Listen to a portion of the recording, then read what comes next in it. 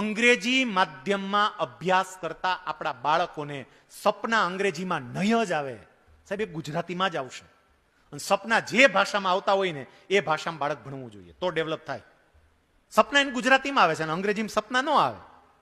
શબ્દો અંગ્રેજીના હોય, શીખે, બોલે પરાણે પરાણે.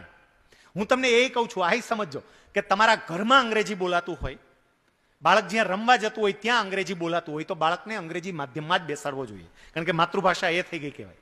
પણ ઘરમાં ગુજરાતી બોલાતું હોય, બાળક રમવા જતો હોય ત્યાં ગુજરાતી બોલાતું હોય તો એ બાળક માતૃભાષામાં ભણવો જોઈએ.